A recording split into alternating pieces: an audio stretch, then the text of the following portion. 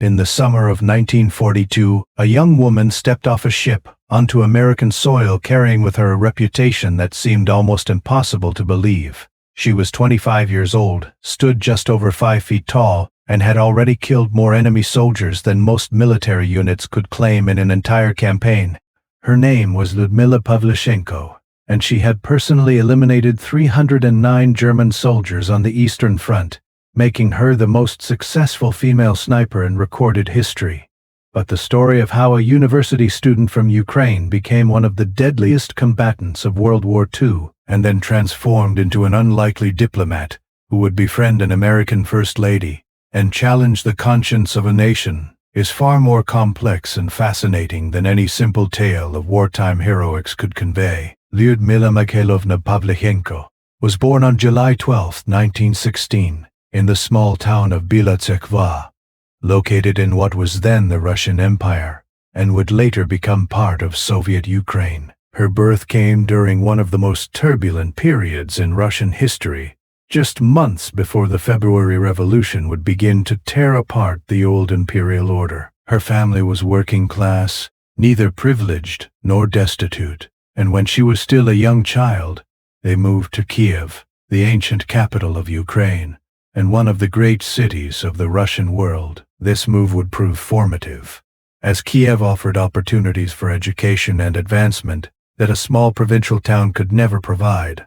From her earliest years, Lyudmila displayed a fierce independence and a refusal to accept the limitations that society tried to place on her because of her gender. In the 1920s Soviet Union, despite the revolutionary rhetoric about equality, women still faced enormous barriers and expectations about their proper roles. Lyudmila rejected these constraints almost instinctively. As a child, she was competitive, stubborn, and determined to prove that she could do anything that boys could do, and often do it better. This wasn't simply youthful rebellion, but something deeper, a fundamental belief in her own capabilities that would sustain her through challenges that would have broken most people.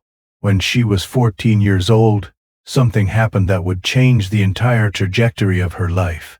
A young man in her neighborhood, seeking to impress her, or perhaps to put her in what he considered her place, began boasting about his shooting skills at a local shooting club. Rather than being impressed or intimidated, Lyudmila felt a surge of competitive fire.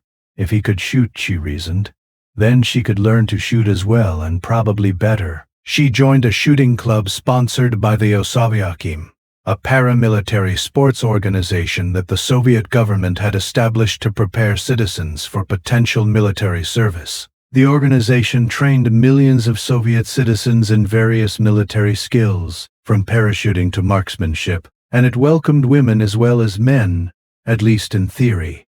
The shooting club became Lyudmila's obsession. She spent hours at the range, learning the fundamentals of marksmanship, the careful control of breathing, the gentle squeeze of the trigger, the mathematics of windage and elevation, and the patience required to wait for the perfect moment. Her instructors quickly recognized that she had natural talent, but more importantly, she had the temperament for shooting. She could remain calm under pressure, focus intensely on a single target, while blocking out all distractions, and most crucially, she had the patience to wait. Good shooting isn't about speed, but about precision, about taking your time to make the shot count, and Lyudmila understood this intuitively. She became a competitive shooter, participating in various competitions and earning recognition for her skills. By the time she was in her late teens, she had already established herself as one of the best markswomen in Kiev. Lyudmila also pursued education with the same determination she brought to the shooting range. She enrolled at Kiev University, studying history, a subject that fascinated her because it helped her understand the great forces that shaped human societies and the individuals who managed to change the course of events. She was particularly drawn to military history, studying the great campaigns and battles of the past, never imagining that she would soon become a subject worthy of historical study herself. Her life in the late 1930s seemed to be following a conventional path, despite her unconventional hobby. She married young, had a son named Rostislav, and balanced the demands of motherhood, marriage, and university studies. But the marriage didn't last, ending in divorce, a situation that was difficult but not uncommon in Soviet society of that era. She continued her studies, continued her shooting practice, and continued building a life that seemed to have nothing to do with war. The world, however, was moving in directions that would make war unavoidable. By the late 1930s, the international situation had become increasingly dangerous. Nazi Germany under Adolf Hitler had remilitarized the Rhineland, annexed Austria, seized Czechoslovakia, and was making increasingly aggressive demands. The Soviet Union, despite having signed a non-aggression pact with Germany in August 1939, was under no illusions about Hitler's ultimate intentions. The Nazi ideology viewed Slavic peoples as subhuman, suitable only for enslavement or extermination, and German plans for expansion explicitly included the conquest and colonization of Soviet territory. Soviet leaders knew that war was coming, they just didn't know exactly when. On June 22, 1941, the uncertainty ended. Germany launched Operation Barbarossa, the largest invasion in military history, sending more than 3 million soldiers, thousands of tanks, and massive air fleets across the Soviet border in a surprise attack.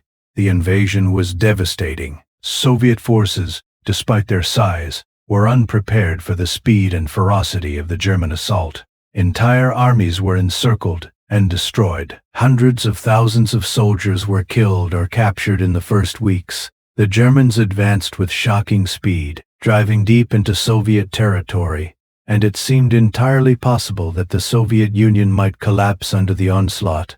Lyudmila was in her final year at Kiev University when the invasion began.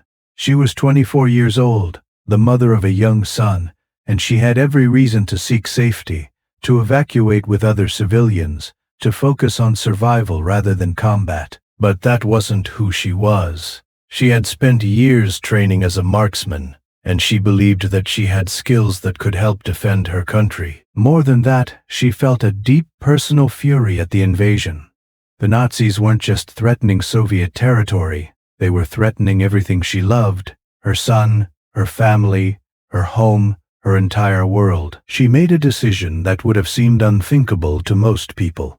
She went to the Red Army recruiting office and volunteered for combat duty. The recruiting officers didn't know what to make of her. The Soviet military, unlike most armies of the era, did accept women in combat roles, but even they were skeptical about a young female university student who wanted to fight. They tried to steer her toward nursing or other support roles, positions that were considered more appropriate for women. Lyudmila refused. She hadn't spent years perfecting her marksmanship to carry bandages. She wanted to fight, and she wanted to fight as a sniper. To prove her capabilities, she was given a test. They took her to a shooting range and gave her a rifle. She proceeded to demonstrate shooting skills that exceeded those of most soldiers.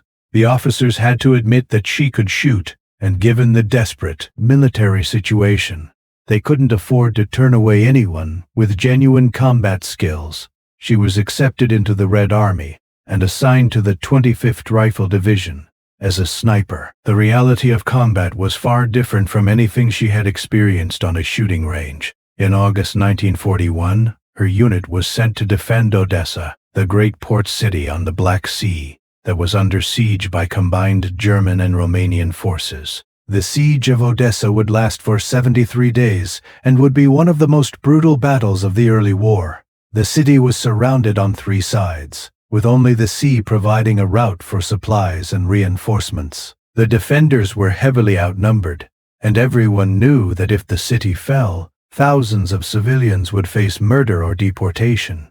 The stakes couldn't have been higher. Lyudmila experienced her first kills during the defense of Odessa, and the experience was nothing like target shooting. She had to find concealed positions, often lying motionless for hours in rubble or behind destroyed walls, waiting for enemy soldiers to expose themselves. She had to learn to deal with the smell of decomposing bodies, the sound of artillery that never stopped, the screams of wounded soldiers, and the knowledge that if she made a mistake, if she revealed her position or missed a shot, she would likely die. The psychological toll was immense. Shooting paper targets, or even animals couldn't prepare anyone for the reality of looking at another human being through a scope and then pulling the trigger to end their life. But she also discovered that she could do it, despite the fear, despite the horror, despite the fact that every instinct told her to hide or run. She could force herself to stay calm, to focus on the task, to take the shot. Her first 2 kills came in rapid succession during a firefight. She saw 2 Romanian soldiers moving towards Soviet positions, took careful aim, and fired twice. Both men fell. She had expected to feel something, horror, or guilt or satisfaction, but instead she felt a strange numbness. There wasn't time for emotion. The battle was continuing around her, and she had to stay focused, or she would die. Emotion could come later, if she survived. Over the following weeks, her kill count began to rise. She developed techniques that worked in the chaotic environment of urban combat. She learned to use the ruins of buildings to her advantage, finding positions that offered good sightlines while keeping her concealed. She learned to move after every shot, or every few shots, never staying in one position long enough for enemy snipers or artillery to zero in on her location. She learned to be patient, sometimes waiting hours for a single shot rather than taking risky opportunities that might compromise her position. And she learned to deal with the psychological burden by focusing on the tactical problem in front of her, rather than the moral dimensions of what she was doing. Each target wasn't a person with a family and a life, but simply an enemy soldier who would kill her comrades if she didn't kill him first. The siege of Odessa finally ended in October 1941, but not in defeat. Soviet commanders decided to evacuate the garrison to avoid encirclement, and the defenders were transported by sea to Sevastopol, another major port city on the Crimean Peninsula. This was a strategic retreat rather than a rout, and Lyudmila had survived her first major battle. She had already killed dozens of enemy soldiers, proving beyond any doubt that she could function effectively in combat. Her commanders took notice, and she began to receive recognition for her skills and effectiveness. Sevastopol would be the defining experience of Lyudmila's combat career. The siege of Sevastopol lasted for 250 days, from October 1941 to July 1942, making it one of the longest and bloodiest sieges of World War II. The city was surrounded by German and Romanian forces, determined to capture this crucial naval base, and the defenders were equally determined to hold it. The fighting was constant and brutal. German artillery pounded the city day and night. Infantry assaults came in waves. Soviet defenders fought from fortifications, from ruins, from caves cut into the limestone cliffs. There was no front line in the conventional sense, just a confusing landscape of death where combat could erupt anywhere at any moment. For Lyudmila, Sevastopol was where she truly became a master sniper. The extended nature of the siege gave her time to perfect her craft. She developed an almost supernatural ability to find concealed enemy positions. She could spot the slightest movement, the briefest exposure, the smallest mistake that enemy soldiers made. She learned to read the battlefield like a language, understanding where enemies would likely position themselves, where they would feel safe, and where they would eventually make the mistakes that would give her a shot. Her kill count climbed steadily. 10 became 20, 20 became 50, 50 became 100. The Germans began to realize that there was an exceptionally dangerous Soviet sniper operating in the Sevastopol sector, and they made efforts to eliminate her. They sent their own snipers to hunt her, trained men with years of experience who were considered among the best in the Wehrmacht. These were duels in the truest sense, battles of patience and skill where the slightest error meant death. Lyudmila faced off against German snipers on multiple occasions, and she survived every encounter while her opponents did not. In one famous incident, she spent days hunting a German sniper who had killed several Soviet soldiers. She studied his patterns, determined his likely positions, and finally spotted the smallest hint of movement. She took her shot, and the German sniper never killed anyone else. What made Lyudmila so effective wasn't just her shooting skills, though those were exceptional. It was her intelligence, her patience, and her ability to think like her opponents. She studied German tactics, tried to understand how they fought and where they would position themselves. She was methodical in her approach, never taking unnecessary risks, always planning her shots and her movements carefully. She also had the crucial ability to remain calm under enormous stress. Being a sniper in a siege environment meant being constantly under threat from enemy snipers, artillery, air attacks, and infantry assaults. Most people would crack under that pressure, but Lyudmila seemed to thrive, or at least to function despite the pressure. By the spring of 1942, her reputation had spread throughout the Red Army. Soldiers in her unit considered her a talisman of good luck. Her commanders recognized her as one of their most valuable assets. The Soviet military, which was desperate for any propaganda victories during this dark period of the war, began to promote her story as an example of Soviet heroism and determination. She was featured in military newspapers, and her name became known throughout the Soviet Union. She was proof that Soviet citizens, including women, could fight effectively against the Nazi invaders. But the personal cost of this success was enormous. She had witnessed countless friends and comrades die.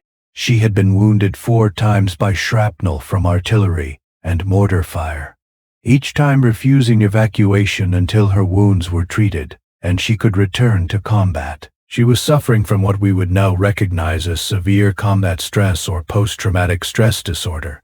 Though such concepts weren't well understood at the time, she had trouble sleeping, and when she did sleep, she had nightmares. She was constantly on edge, her nervous system in a state of permanent alertness. She had seen and done things that no human being should have to experience. The psychological scars were perhaps deeper than the physical ones. In June 1942, Lyudmila was wounded, again this time seriously enough that she couldn't simply brush it off and return to duty. Shrapnel from a mortar shell hit her in the face, and she was evacuated from Sevastopol. By this point, she had achieved 309 confirmed kills, making her the most successful female sniper in history, and one of the most successful snipers of any gender. The Soviet military decided that she was now too valuable as a propaganda symbol to risk in further combat. She had done enough fighting. Now she would serve her country in a different way. The decision to send Lyudmila to the United States as part of a Soviet goodwill delegation was both strategic and symbolic. In 1942, the Soviet Union was bearing the overwhelming burden of fighting Nazi Germany. The Eastern Front was where the vast majority of German military forces were engaged, and Soviet casualties were already in the millions. Soviet leaders desperately wanted the Americans and British to open a second front in Western Europe to relieve some of the pressure, but this hadn't happened yet. The Soviet delegation to America had multiple purposes. They would seek support for Lend-Lease aid, the program through which America supplied weapons and equipment to Allied nations. They would push for the opening of a second front, and they would try to generate American sympathy for the Soviet cause by putting a human face on the war in the East. Lyudmila was an ideal representative for these purposes. She was young, she was a woman, and she had an incredible combat record that seemed almost unbelievable, but was thoroughly documented. Her story could demonstrate to Americans that the Soviet Union was fighting desperately for survival, that everyone, including women and students, was involved in the struggle, and that they deserved American support. But selecting her for this role was also a gamble. She had no diplomatic training, no experience with public speaking or dealing with the press, and she was still dealing with the psychological aftermath of months of intense combat. Whether she could function effectively in this new role was uncertain. When Lyudmila arrived in America in late summer 1942, she entered a world completely alien to everything she had known. She came from a country that was being devastated by war, where millions were dying, where cities were being destroyed, where starvation and suffering were everywhere. America, by contrast, was prosperous and peaceful. There was no rationing of the severity that existed in the Soviet Union. Cities were intact and well lit. People went about their daily lives without fear of artillery or air raids. The contrast must have been jarring and perhaps even infuriating. How could Americans live in such comfort while her country was bleeding? The American press didn't quite know what to make of her. Here was a young woman who claimed to have killed over 300 men, a claim that seemed almost fantastical. Some journalists approached her story with skepticism. Others were fascinated but focused on trivial aspects of her appearance and personality rather than her combat record. At her first press conference, many of the questions were about her clothing, her makeup, her hairdo. Reporters wanted to know if she wore makeup at the front, whether she could wear a particular shade of lipstick, what she thought of American fashion. These questions revealed a fundamental lack of understanding about what she had experienced and what the war was really like. Lyudmila's patience with these questions was limited. She had come from a battlefield where people were dying by the thousands, and American journalists wanted to talk about lipstick. Her responses became increasingly sharp. In one famous exchange, when asked about makeup, she replied that in the Soviet Union, women were too busy killing Nazis to worry about such things. Her bluntness shocked some Americans, but impressed others. Here was someone who wasn't going to play the usual diplomatic games or pretend to be interested in frivolous topics. She was going to tell Americans exactly what was happening in her country and exactly what she thought they should do about it. The tour took her across the United States, and she spoke at numerous events, rallies, and gatherings.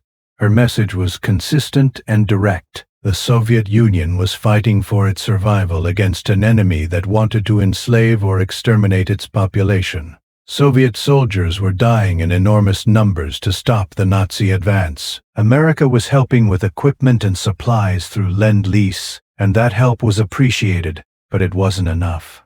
The Soviet Union needed America to open a second front in Europe, to force Germany to divide its forces, to relieve some of the crushing pressure on the Eastern Front. Every day that passed without a second front meant more Soviet deaths. Her speeches were powerful precisely because they were so direct and unpolished. She didn't speak like a trained diplomat or a professional propagandist. She spoke like someone who had seen friends die, who had killed enemies with her own hands, who knew exactly what war meant. She described conditions at the front in vivid detail. She talked about soldiers fighting without adequate supplies, about civilians starving in besieged cities, about the brutal efficiency of German artillery and air power. She made the war real for Americans, in a way that abstract casualty figures or newsreel footage couldn't. American audiences reacted with a mixture of admiration, curiosity, and discomfort. Many Americans were moved by her story and her passion. They respected her courage and her willingness to fight. Workers in factories producing war materials were particularly enthusiastic, seeing her as a symbol of the people they were trying to support through their labor. But some Americans were uncomfortable with the idea of a woman killer, even though she was killing enemies in wartime. The PA concept of a female sniper challenged traditional American notions about gender roles, femininity, and appropriate behavior for women. Lyudmila was living proof that women could be just as deadly and just as effective in combat as men, and this was a reality that many Americans preferred not to confront. The most significant relationship Lyudmila formed during her American tour was with Eleanor Roosevelt, the First Lady of the United States. Eleanor Roosevelt was one of the most remarkable women of the 20th century, a person who used her position to advocate for civil rights, economic justice, and humanitarian causes. She was far more than just the president's wife.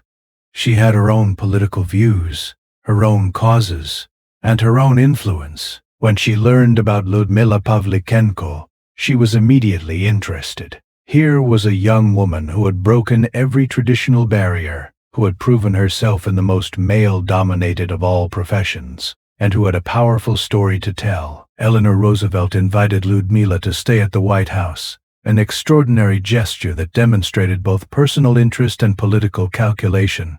The First Lady recognized that Lyudmila's story could help build American support for greater aid to the Soviet Union, which aligned with Roosevelt administration policy. But beyond the political considerations, Eleanor seemed to have developed a genuine personal connection with Lyudmila. They were both strong women who had faced criticism and opposition for refusing to conform to traditional expectations. They both believed in using their positions and their voices to advance causes they believed in. Despite the enormous differences in their backgrounds and experiences, they found common ground. During her time at the White House, Lyudmila experienced a level of comfort and luxury that must have seemed almost obscene compared to conditions in the Soviet Union. She slept in a comfortable bed in a heated room, ate well-prepared meals with abundant food, and was surrounded by people whose biggest concerns were political and social, rather than immediate survival. The contrast with her recent experiences must have been overwhelming. Just months earlier, she had been sleeping in foxholes and ruins, eating whatever scarce rations were available, constantly under threat of death.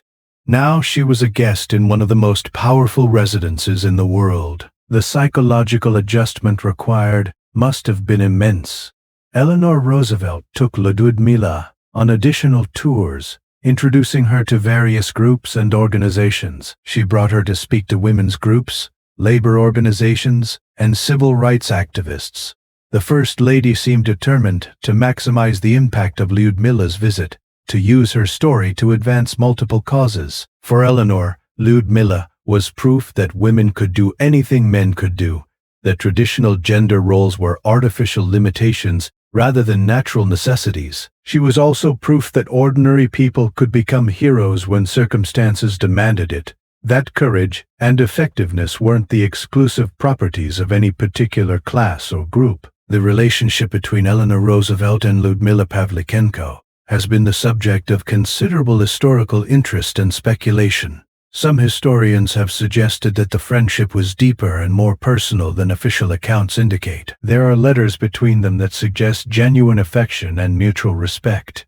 Eleanor was known for forming intense friendships with various women throughout her life, relationships that some historians have interpreted as potentially romantic, though the evidence is often ambiguous and open to interpretation. Whatever the exact nature of their relationship, it's clear that they made a significant impression on each other, and that their connection was more than just diplomatic formality. Lyudmila's tour of America lasted several months, and during that time, she became a significant cultural phenomenon. She was featured in newspapers and magazines across the country. She appeared in newsreels that played in movie theaters. Her image became iconic, the young woman in a Soviet military uniform, stern and determined, looking directly at the camera, with eyes that had seen things most Americans couldn't imagine. She represented both the horror of war and the possibility of victory, the idea that if people were willing to sacrifice enough, even the Nazi war machine could be stopped. But beneath the public appearances and the diplomatic niceties, Lyudmila was struggling. She was far from home, far from her son, far from everything familiar. She was being asked to perform a role that didn't come naturally to her, to be charming and diplomatic when her instinct was to be blunt and direct. She was dealing with the psychological aftermath of combat, with memories that wouldn't fade, with reflexes and habits that made no sense in a peaceful environment. She missed the clarity of the front, where you knew who the enemy was and what you needed to do. In America, everything was complicated. Every interaction had multiple meanings, and she was never quite sure if she was succeeding or failing in her mission. She also had to deal with the complexity of Soviet-American relations. America and the Soviet Union were allies against Nazi Germany, but this alliance was one of convenience rather than shared values. Many Americans were deeply suspicious of communism and the Soviet system. Conservative politicians and commentators were uncomfortable with the idea of treating Soviet representatives as heroes or friends. There were limits to how much enthusiasm American officials wanted to generate for the Soviet cause, and Lyudmila sometimes found herself caught between the desire to promote Soviet-American friendship and the reality of deep ideological divisions. Her message about opening a second front was received with mixed reactions. Many Americans understood the logic of her argument. If Allied forces invaded France, Germany would have to divert troops and resources from the Eastern Front. potentially saving countless Soviet lives and hastening the end of the war. But American military leaders had their own concerns and priorities. They weren't convinced that an invasion of France was feasible in 1942. They worried about adequate preparation, about logistics, about the risk of a catastrophic failure that could set back the Allied cause by years. The decision about when and where to open a second front was complicated, involving military, political, and strategic considerations that went far beyond simple solidarity with the Soviet Union. The Second Front wouldn't actually materialize until June 1944, with the D-Day landings in Normandy, nearly 2 years after Lyudmila's American tour. By that point, the strategic situation had changed dramatically. The Soviet Union had stopped the German advance, won the crucial Battle of Stalingrad, and begun pushing German forces westward. The delay in opening the Second Front was a source of considerable bitterness for Soviet leaders, who felt that their Western allies had been willing to let the Soviet Union bear the brunt of the fighting. Whether this criticism was entirely fair is debatable, but it reflected genuine Soviet frustration with what they saw as Western hesitation. After several months in America, Lyudmila's tour expanded to include Britain and Canada. She continued her pattern of direct, sometimes confrontational speeches, telling audiences exactly what she thought they needed to hear rather than what they wanted to hear. In Britain, which was much closer to the war and had experienced German bombing firsthand, her message resonated differently than it had in America. British audiences needed less convincing about the seriousness of the Nazi threat. They had already been fighting for 3 years, and they understood sacrifice and danger in ways that most Americans couldn't. Eventually the tour came to an end, and Lyudmila returned to the Soviet Union. She came back to a country that was still fighting desperately for survival, but where the tide of war was beginning to turn. The German offensive had been stopped at Stalingrad, and Soviet forces were starting to push back. The war was far from over, and millions more would die before victory was achieved, but there was now at least hope that the Soviet Union would survive. Lyudmila never returned to combat. The Soviet leadership had decided that she was too valuable as a symbol and as a trainer to risk at the front. She was assigned to train other snipers, passing on the skills and techniques that had made her so effective. This was important work, and the sniper she trained would go on to kill hundreds of enemy soldiers. But it must have felt anticlimactic after her experiences in Odessa and Sevastopol. She was a soldier without a war, or at least without her war, and that transition was difficult. The psychological impact of her combat experiences never fully left her. Like many combat veterans, she struggled with what we would now call post-traumatic stress disorder. She had nightmares.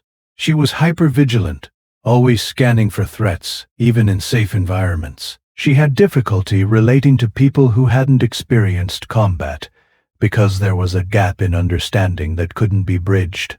How could she explain to someone what it was like to look at another human being through a rifle scope and then kill them? How could she convey the constant fear, the exhaustion, the moral weight of taking lives even when those lives belonged to enemies who would have killed her and her comrades without hesitation? After the war ended in May 1945, Lyudmila returned to her studies. She completed her university degree in history, the education that had been interrupted by the German invasion 4 years earlier. She went on to earn a doctorate and became a historian.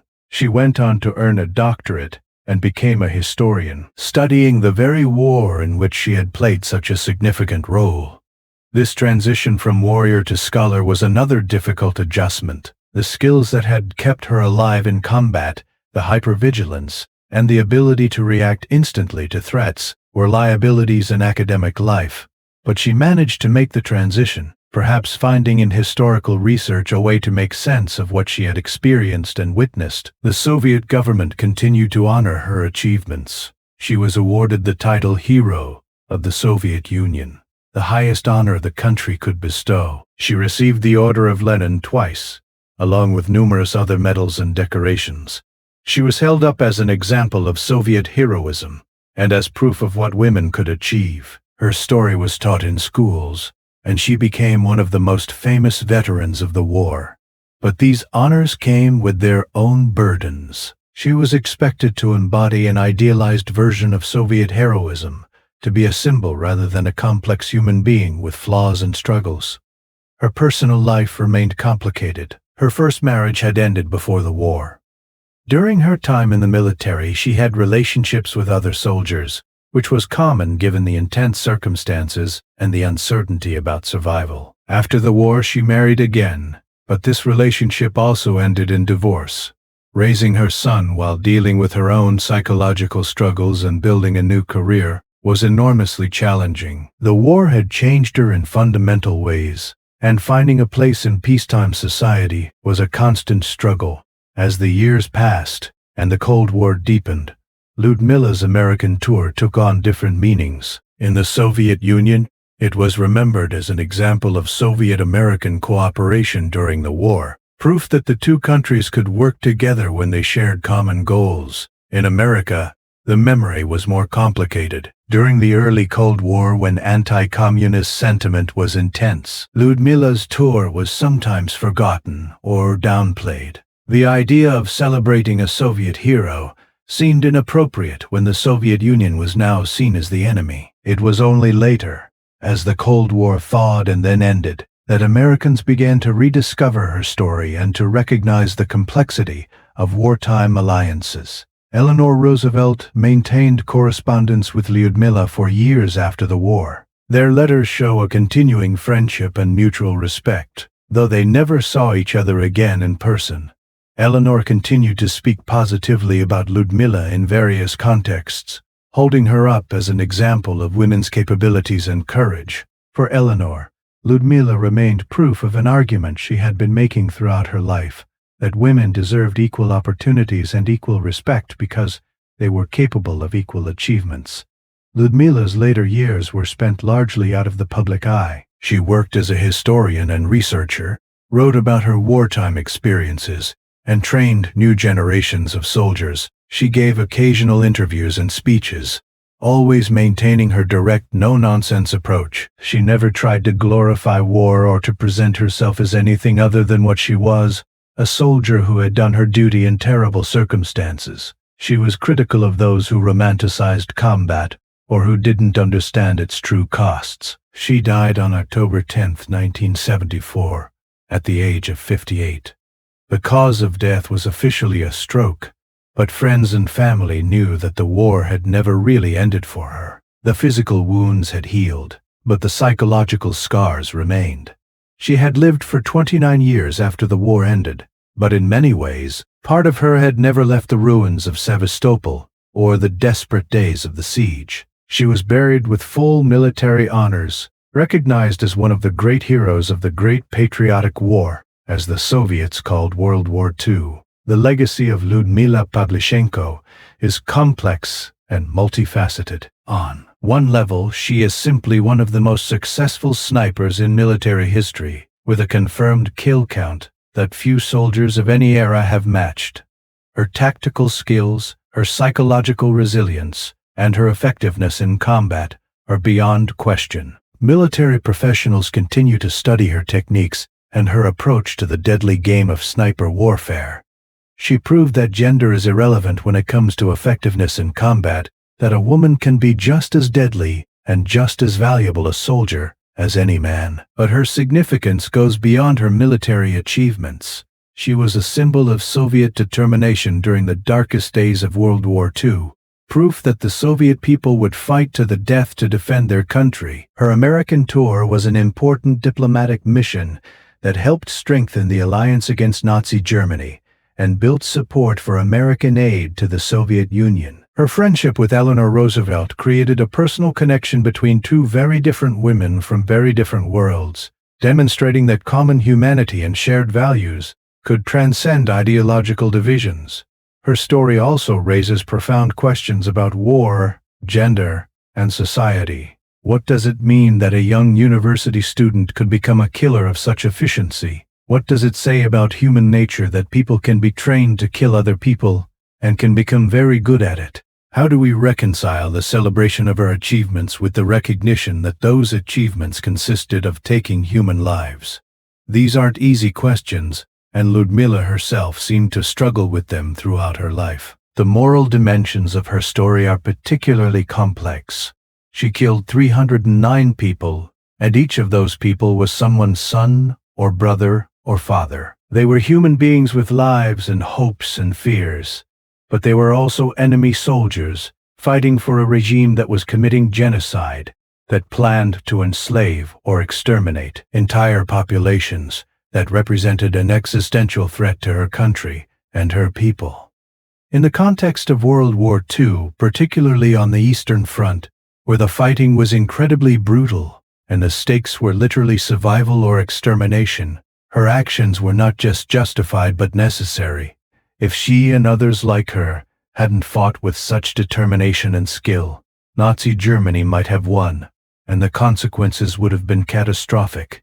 Yet even necessary killing takes a psychological toll. Soldiers throughout history have struggled with what they had to do in war, and Lyudmila was no exception. The fact that her actions were justified and necessary didn't make them easy to live with. She carried the weight of those 309 deaths for the rest of her life. In her later years, she spoke about the moral burden of killing, about the nightmares that never entirely went away, about the difficulty of transitioning from a world where killing was your job to a world where killing was murder. This honesty about the psychological costs of combat makes her story even more powerful. She wasn't a propaganda caricature or a one-dimensional hero, but a real person who did extraordinary things in terrible circumstances, and then had to find a way to live with what she had done. Her impact on the role of women in combat is significant. Although the Soviet Union was the only major World War II combatant to use women extensively in combat roles, Lyudmila's example demonstrated that women could be effective soldiers in the most demanding circumstances. This wasn't a theoretical argument but a practical demonstration. She had the kills to prove it, the wounds to prove it, and the survival to prove it. In the decades since the war, as more countries have gradually opened combat roles to women, Lyudmila's example has been cited as evidence that such policies can work. However, it's important not to oversimplify the lesson of her story. The fact that some women can be excellent soldiers doesn't mean that all women want to be soldiers or should be soldiers. Lyudmila herself was quick to point out that she was exceptional, that most people, male or female, would not have been able to do what she did. The question isn't whether women can fight, but rather whether individuals, regardless of gender, should be allowed to serve in whatever capacity they are qualified for and willing to accept. Lyudmila's story supports the argument for equal opportunity, not the argument for compulsory service, or the idea that everyone has the same capabilities and inclinations. The way her story has been remembered and retold over the decades reflects changing attitudes toward war, gender, and heroism. In the immediate post-war period, she was celebrated primarily as a Soviet hero, an example of communist ideology creating a new type of person who transcended traditional limitations. During the Cold War, Western interest in her story was limited, and when she was discussed, it was sometimes in negative terms, as an example of Soviet propaganda or the brutalization of women under communism. More recently, as feminist perspectives have gained influence, and as the role of women in the military has expanded, her story has been rediscovered and celebrated in new ways. She is now often presented as a feminist icon, a woman who refused to accept limitations and proved herself in a male-dominated field. Each of these interpretations captures some truth about Lyudmila Pavlichenko, but none captures the whole truth. She was a Soviet patriot who believed in defending her country. She was also a woman who refused to accept traditional gender limitations. She was a skilled warrior who killed hundreds of enemy soldiers. She was also a person who struggled with the psychological burden of what she had done.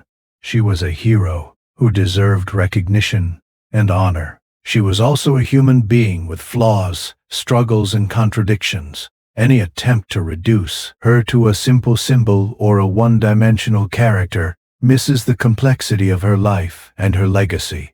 Perhaps the most powerful aspect of her story is its demonstration of ordinary people doing extraordinary things. Lyudmila Pavlichenko wasn't born a warrior or a hero. She was a regular person, a student, and a mother who found herself in extraordinary circumstances and rose to meet them. She discovered capabilities within herself that she probably never knew she had.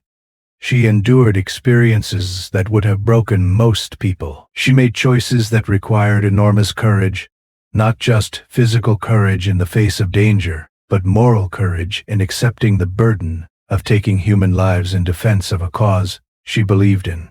Her relationship with Eleanor Roosevelt adds another dimension to her legacy.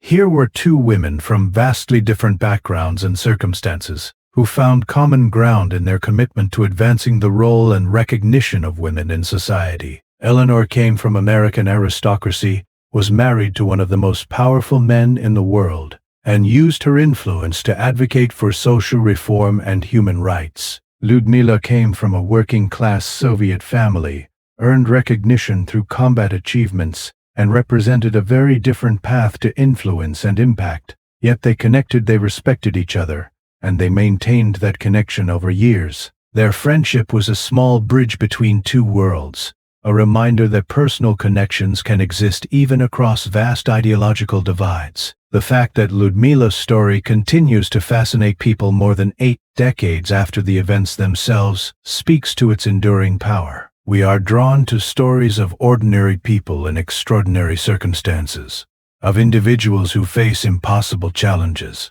and somehow prevail. We are also drawn to stories that challenge our assumptions and make us reconsider our beliefs about what people are capable of. Lyudmila's story does all of this.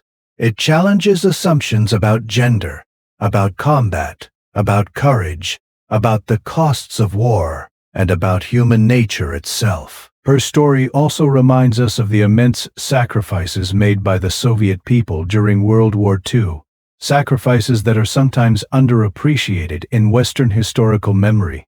The Soviet Union lost at least 27 million people during the war, more than any other country. Soviet soldiers bore the brunt of fighting against Nazi Germany, engaging the majority of German forces and suffering the majority of casualties in the defeat of Nazism. Cities like Leningrad endured sieges of unimaginable horror. Millions of civilians were murdered by German forces. The scale of Soviet suffering and sacrifice is almost incomprehensible. Lyudmila's individual story, as remarkable as it is, represents just one tiny part of this vast collective experience. At the same time, her story transcends national boundaries and historical circumstances. At its core, it's a story about human resilience, about the capacity of people to endure and to function even in the most terrible conditions. It's about the choices we make when faced with existential threats, about how we balance the necessity of violence with our moral convictions, and about how we live with the consequences of those choices. These are universal human questions that remain relevant regardless of time or place. The question of how we should remember Lyudmila Pavlichenko doesn't have a simple answer. Should we remember her primarily as a warrior, focusing on her combat achievements and her tactical brilliance? Should we remember her as a symbol of women's capabilities and the fight for gender equality? Should we remember her as a diplomat who helped strengthen the alliance against Nazi Germany? Should we remember her as a victim of war who suffered psychological wounds that never fully healed? The answer is that she was all of these things, and trying to reduce her to any single dimension diminishes the full complexity of her life. What seems clear is that she deserves to be remembered. Her achievements were remarkable by any standard. Her courage was undeniable. Her impact on the war effort and on perceptions of women's capabilities was significant, and her personal struggle to make sense of her experiences and to find meaning in her post-war life speaks to the universal challenge faced by all combat veterans. She was a person who did extraordinary things in extraordinary times, and then had to figure out how to live an ordinary life in ordinary times. That she managed to do so, building a career, raising a son, and contributing to historical scholarship, is perhaps as impressive as her combat achievements. Her story also serves as a reminder of the costs of war, not just in lives lost but in lives damaged. The young woman who went to the recruiting office in 1941 was not the same person who returned from Sevastopol in 1942, and neither was the same person who lived out her later years as a historian and veteran. War changed her fundamentally, as it changes everyone who experiences it. She carried those changes, those scars, both visible and invisible, for the rest of her life. This is the hidden cost of war that is often overlooked when we celebrate military victories or honor military heroes. Every soldier who survives combat carries something of the war with them forever. Looking at her life from the perspective of the 21st century, we can see both how much has changed and how much remains the same. Women now serve in combat roles in many militaries around the world, something that would have been unthinkable in most countries in 1941. The contribution of women to military efforts is now widely recognized and valued, though debates about women in combat certainly continue. In this sense, Lyudmila was ahead of her time, proving through her actions what many people of her era refused to believe, that women could be effective combat soldiers. At the same time, the fundamental human experiences she endured, the fear, the loss, the moral burden, the struggle to maintain humanity and inhumanity in human circumstances, remain constants of the combat experience. Soldiers today face many of the same challenges she faced, even if the technology and the specific circumstances are different. The psychological impact of combat remains a serious problem for veterans of all modern wars. In this sense, Lyudmila's story is not just historical, but contemporary, offering insights that remain relevant for anyone trying to understand the experience of combat and its aftermath. Her legacy is also preserved in various ways. There are memorials to her in Ukraine and Russia. Her image has appeared on postage stamps. Books have been written about her life, and her story has been depicted in films and documentaries. A Russian biographical film about her life was released in 2015, introducing her story to a new generation. In recent years, there has been renewed interest in her story in the West as well, with articles, books, and discussions bringing her achievements to wider attention. Perhaps most importantly, her story continues to inspire people, particularly women, who face their own barriers and limitations. If a young university student could become one of the most effective soldiers of World War II, if she could face down enemy snipers and survive months of siege warfare, if she could stand up to skeptical journalists and dismissive officials, then maybe others can overcome their own challenges. This inspirational dimension of her story is powerful, though it's important not to romanticize or simplify what she went through. She didn't overcome barriers through positive thinking or determination alone. She had to kill people. She had to endure trauma. She paid a price for her achievements that most people would find unbearable. The relationship between her military achievements and her personal struggles raises questions about how we honor veterans and how we remember war. We want to celebrate courage and sacrifice, to honor those who defended important values and defeated terrible enemies. But we also need to be honest about the costs of war and the lasting damage it inflicts on those who fight.